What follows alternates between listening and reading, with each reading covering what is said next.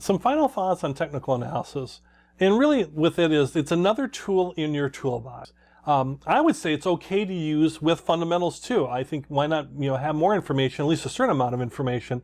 If I think of something that I understand the fundamentals, and I layer on technical analysis to make trades at the appropriate times, especially in a really volatile market, use them together might be a good strategy. Though once again, a true technical analysis person would say, forget that fundamental stuff, just look at the chart.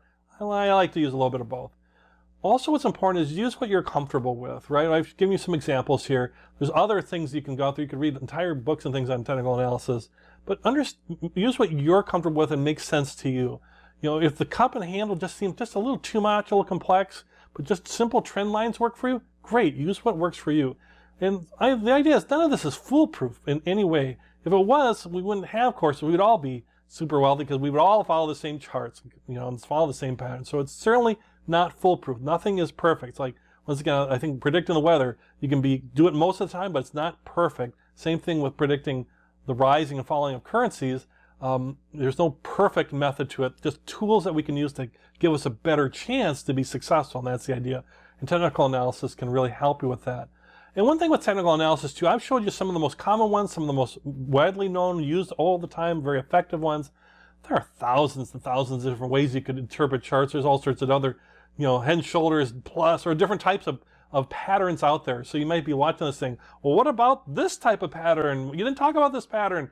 Because there's thousands out there, and you can take a whole, courses on technical analysis. And if you love technical analysis from this part that we've talked about, take another course on technical analysis, get really super deep in it. That's good, go for it. But I want to give everybody the tools to be successful, at least to get started with it.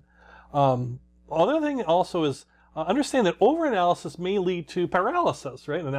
Paralysis by analysis is a term out there in the business world, which leads you to do nothing. Because sometimes you can overanalyze something and do 80 different charts on the same thing and come up with like, these 60 charts say I should buy, and these tell me I shouldn't, and I don't know what to do, and I do nothing. So don't overanalyze is my recommendation. Use what you're comfortable with, use your fundamentals, use your technical analysis, use what you're comfortable with, and use your gut and all that stuff. And if you overanalyze and you find yourself not doing anything, it's probably because you're overanalyzing. Michael Kahn, who wrote some book on technical analysis, had a great quote where he says, too much analysis may assign meaning where there is none. So where you can have analysis leading to paralysis. Sometimes what happens if you do too much analysis, you might actually start seeing things that really aren't there because you just overanalyzed it too much, you did too much analysis, and you're assigning meaning to something that really isn't there. Where with less analysis, it actually makes show the patterns start to emerge in more a true way versus something where I'm just kind of overanalyzing it, and now I might be seeing something that's not there. It's in effect like a mirage, in the desert. Final thought with the technical analysis, you can probably get us what it is. What's your friend? If we're talking about technical analysis, what's your friend? That's right. The trend is your friend.